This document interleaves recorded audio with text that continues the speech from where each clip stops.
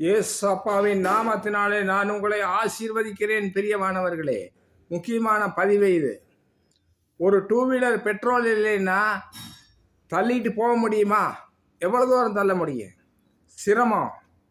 அதே போல் காரில் தள்ளி விடுவது, அது ஒரு ஆள் இருந்தால் முடியாது, சிரமம். 2 பேர் இருந்தாலும் சிரமம். பஸ் இருக்குது, பெரிய பஸ்ஸு. அந்த பஸ்ஸு ரிப்பேர் ஆகிடுதுன்னு வைங்க, ஸ்டார்ட் ஆகலை.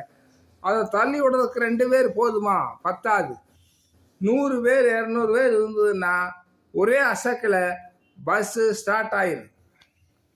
இதே போல தான் கர்த்தருடைய சமூகத்தில், ஏசப்பாவின் சமூகத்திலே அதிகம் பேர் ஒருமனப்பட்டு கூடி ஜெபிக்கும் பொழுது அங்கே கர்த்தருடைய வல்லமை அதிகமான இறங்கும். அங்கே கர்த்தருடைய அக்கினி அதிகமாக இறங்கும். பிரியமானவர்களே, தேவன் நம் ஜெபத்தை கேட்பார். அப்படியாக பெரிய காரியங்கள் நடக்கும். சனிக்கிழமை நடக்கப் போகின்ற 4 மாவடி ஜெபத்திலே 65,000 பேர் அங்கே கூடுகிறார்கள்.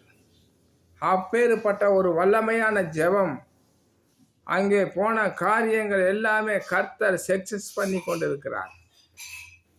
கர்த்தருடைய கூடாரம், தேவனுடைய வீடு, அங்கே வாருங்கள். கர்த்தர் உங்களை ஆசீர்வதிப்பார்.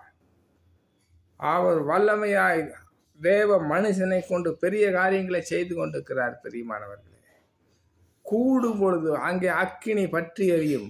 ஆதி அப்போஸ்தலர் காலத்தில் அப்படித்தான்.